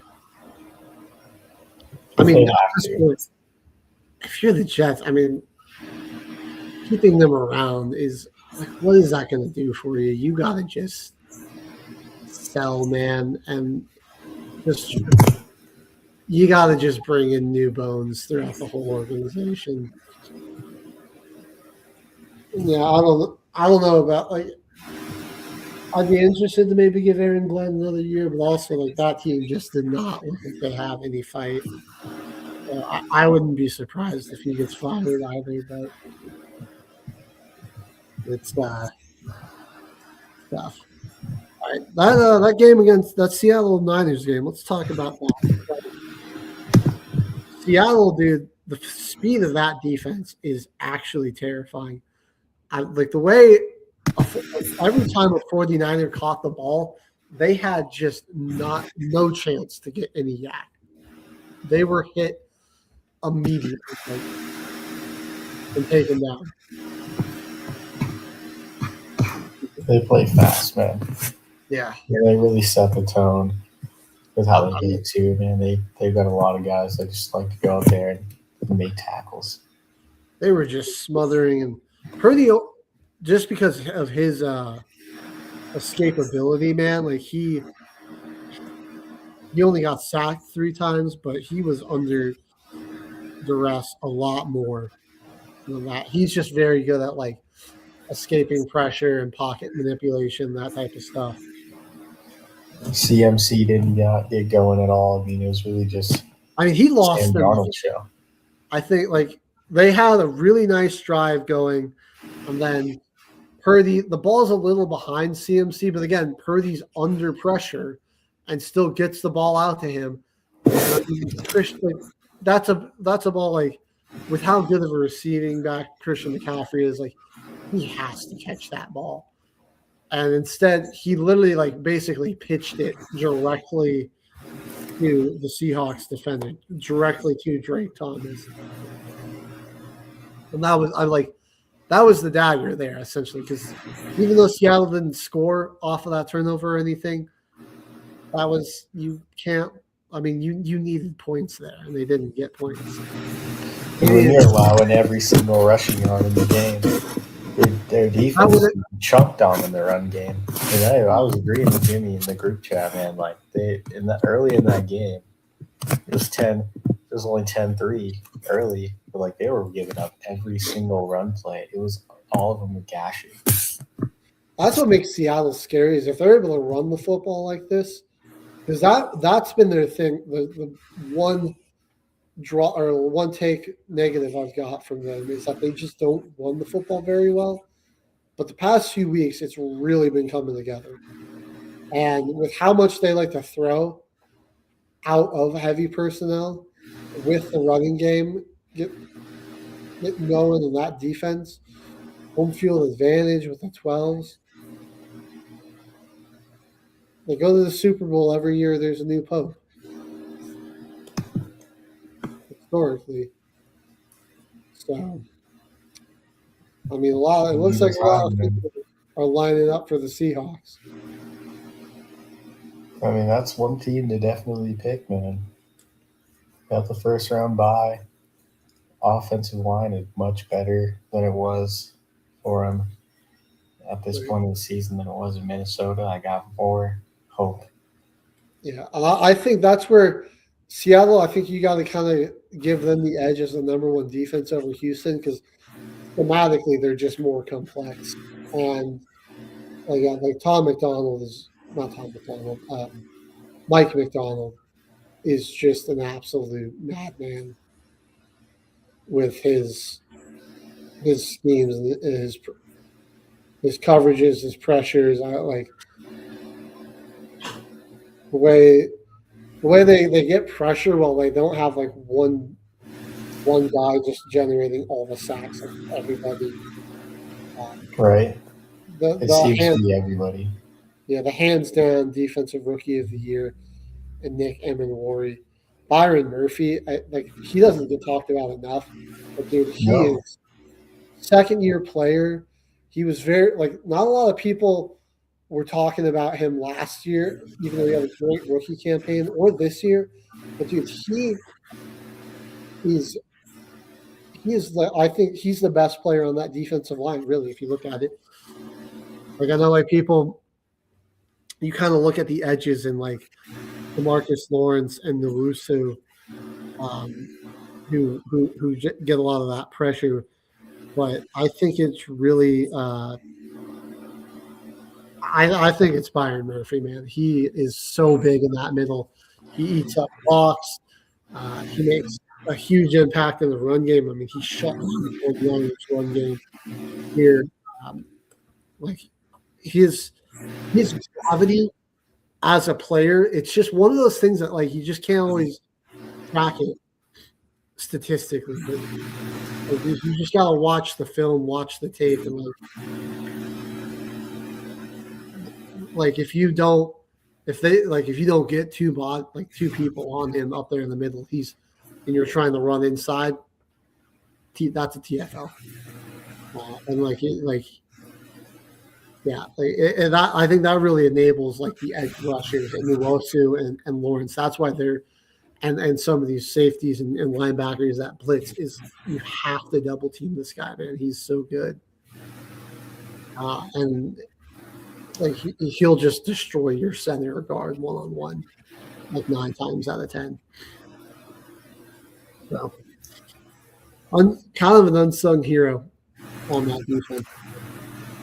What does everyone? I don't know what everyone else thinks, but Seattle could be the team to come out of the NFC.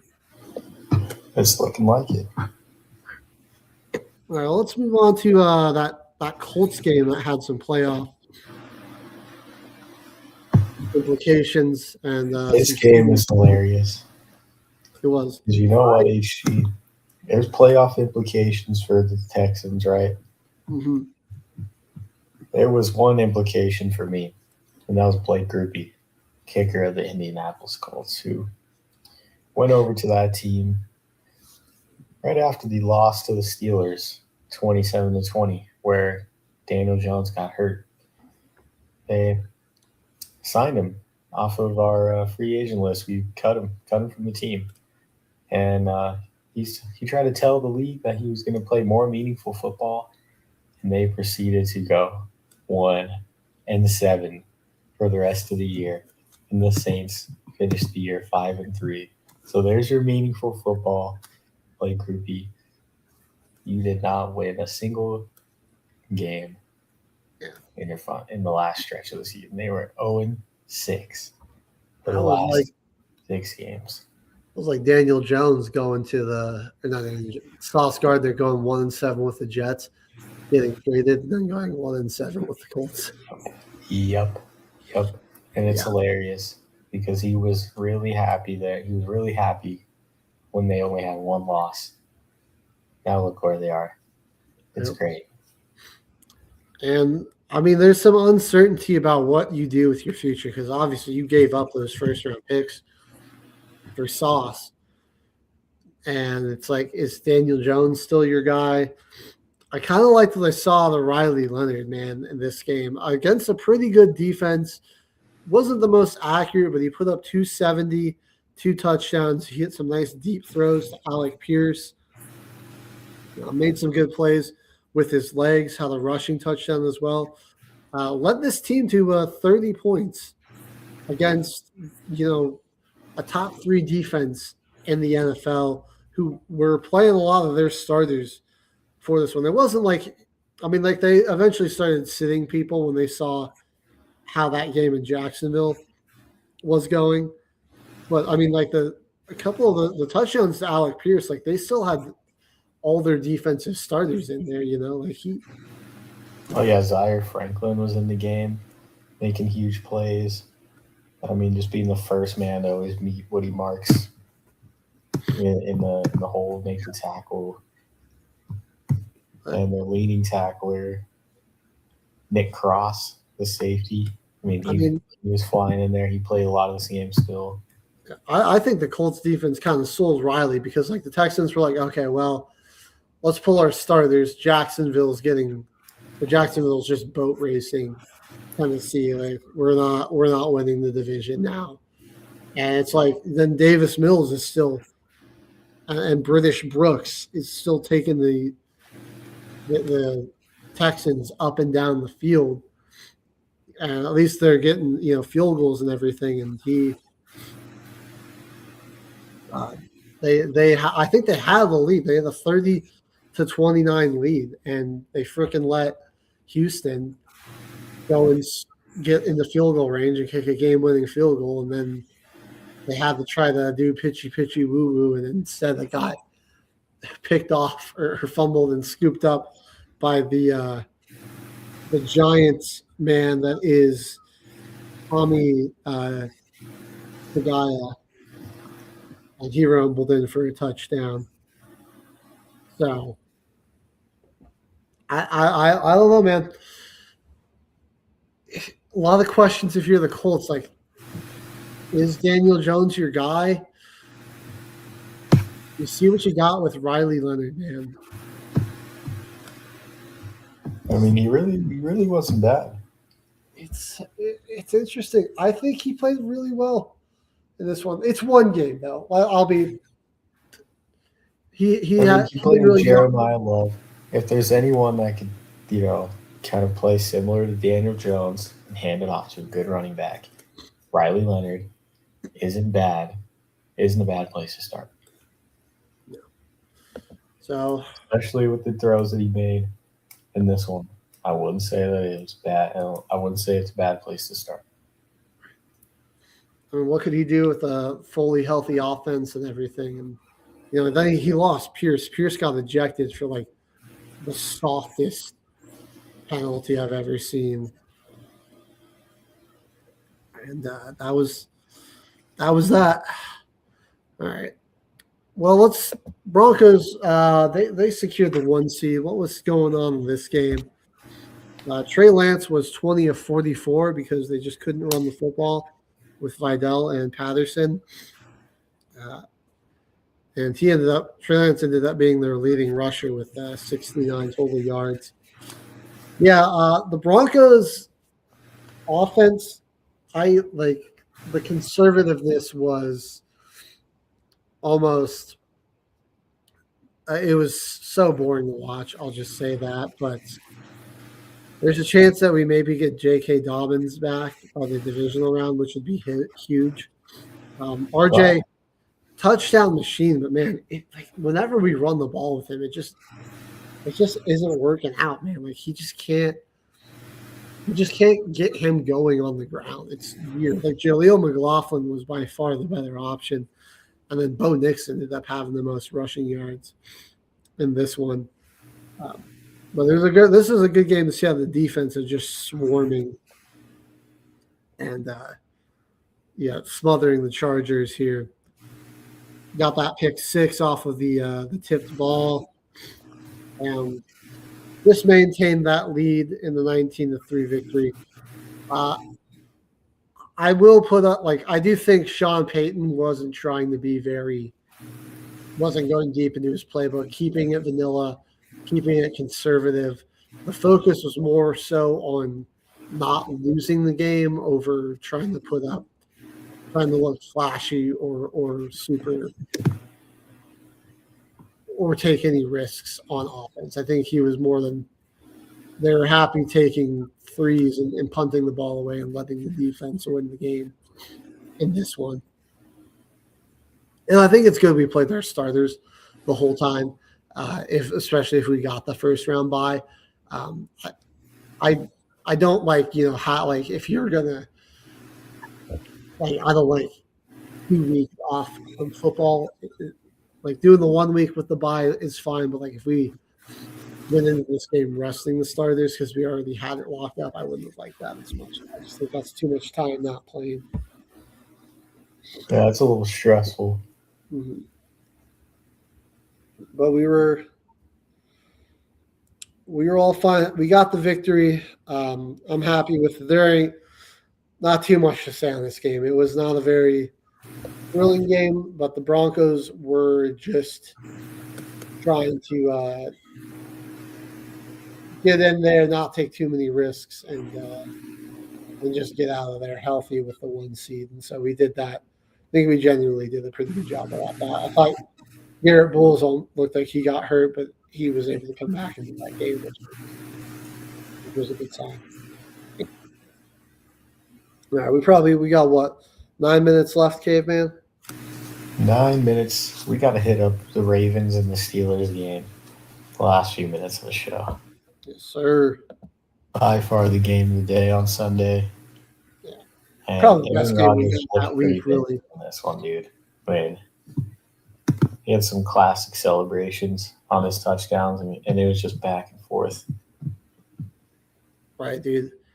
So, I mean, wildly different passing numbers for Lamar and Rodgers in terms of completions and attempts, because Lamar was 11 of 18 while Rodgers was 31 of 47. But despite that, Lamar had 238 yards passing and 3 touchdowns, 1 interception, while Rodgers had 294 yards, 1 touchdown, and 0 picks.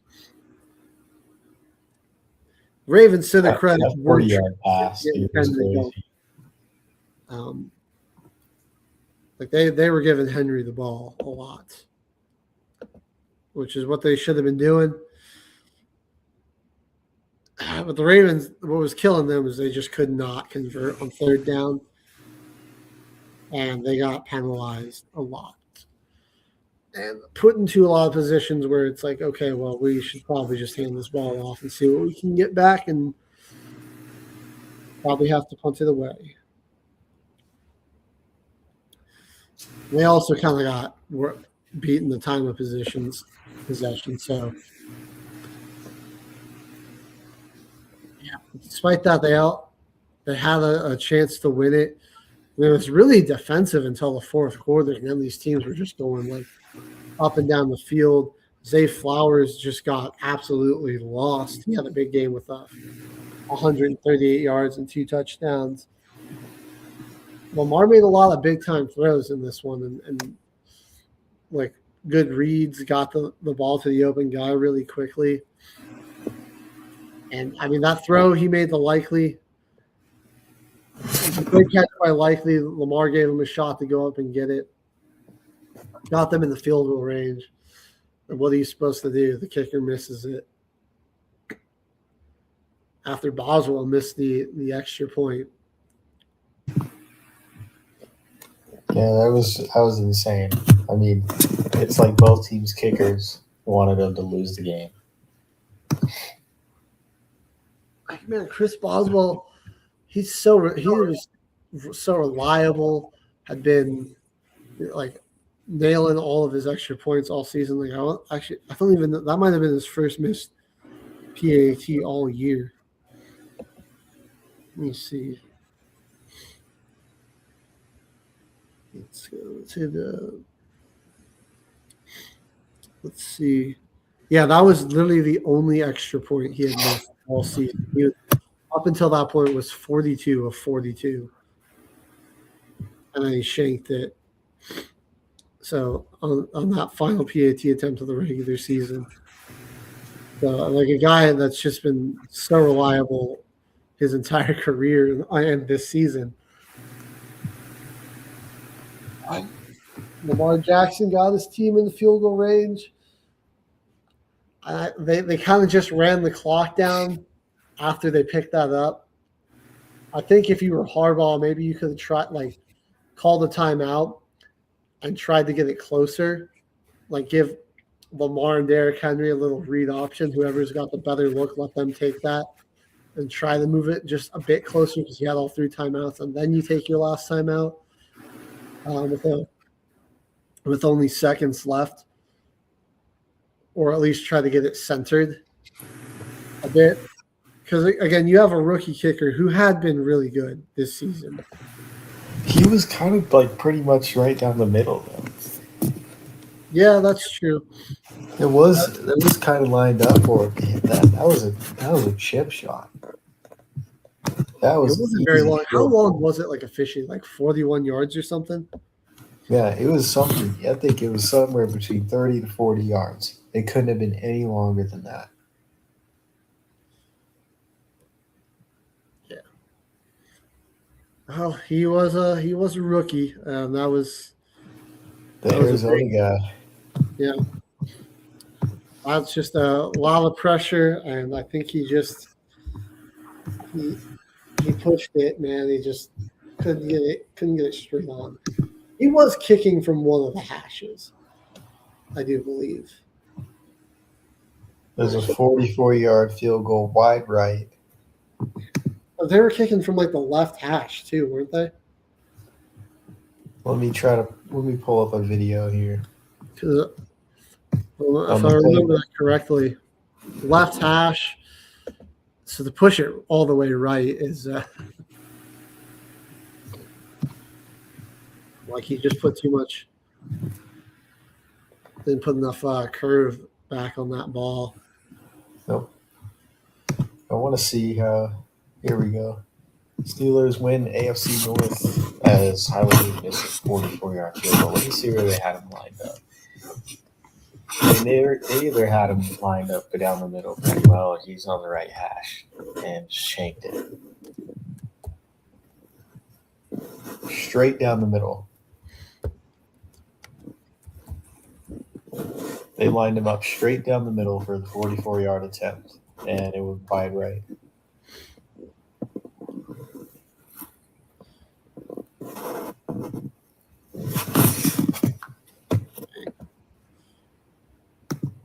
Feel for the guy. I'm gonna try to do a screen share here.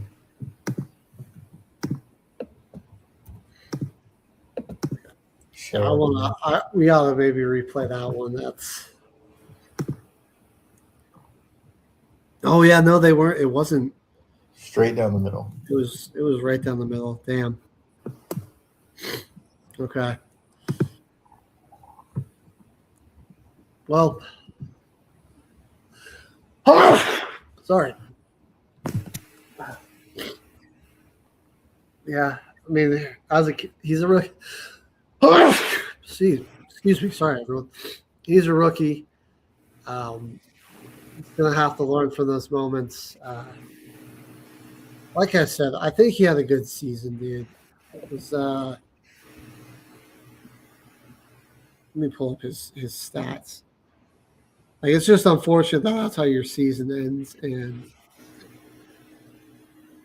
you're gonna miss the playoffs because of that. But it's like, as a rookie, to be 88% on field goals and 95% on extra points is pretty good. He was 30 of 34 on field goals this year and 44 of 46 on extra points. Just wasn't very accurate from over 50. But under 50, he hit everything until that field goal.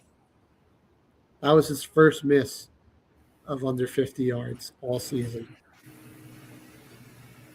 They're right in his zone. That's tough, man. I think it was a young guy. The pressure just got into it. He just pushed it a little bit. Threw the way to end. But we got, I think we're going to have to probably sign off the year here. Shorter show today. Caveman's got the fam in town, so he's got some obligations. We'll be back here tomorrow, though, with an update on the Denver Nuggets trying to survive with their whole team out. The Thunder got embarrassed by the Hornets. College hoops is still awesome right now. I think the NHL World Series also came in hot. So we'll have to break that down a little bit as well. And we got Pick'em, we got Team Builder. Hopefully we don't have another Miami Dolphins incident tomorrow. But we'll see you guys then on Till the Final Whistle, presented by Military Broadcast Radio. Take care, everyone. Life is like a duck. Tough times don't last, but tough people do. Here at Military Broadcast Radio, we're teaming up with our friends at Die Tired, the veteran-friendly music band spreading strength, resilience, and mental health awareness one shirt at a time. And check this out. Their brand new shirts feature broadcast beaker right on the breast pocket. A reminder that you can weather the storm, and you're never alone. Shirts are only $25, and proceeds support giving veterans a voice. MBR's mission to teach veterans how to podcast and videocast. Because when our vets are talking, they're not overthinking. They're not second-guessing. Together, we stop the 22 stigma. Grab your shirt today at mbradio.us and hit the shop. Or go directly to toramerch.printavo.com/merch/dietiredband. That's toramerch.printavo.com/merch/dietiredband. Suit up, stand strong. Remember, we're unduckable together. You're built tougher than the storm. Ladies and gentlemen, thank you for tuning in to Military Broadcast Radio. As we wrap up today's show, we want to remind you that the podcast of today's episode will be available right after we go off the air. So if you missed any part of the show or want to listen again, be sure to check it out. And remember, we're here to support and honor our veterans. Your stories and experiences matter, and we are committed to giving you a platform to share them. That's right. We're here to give our veterans a voice. So don't forget to catch the podcast and stay connected with us. Giving our veterans a voice.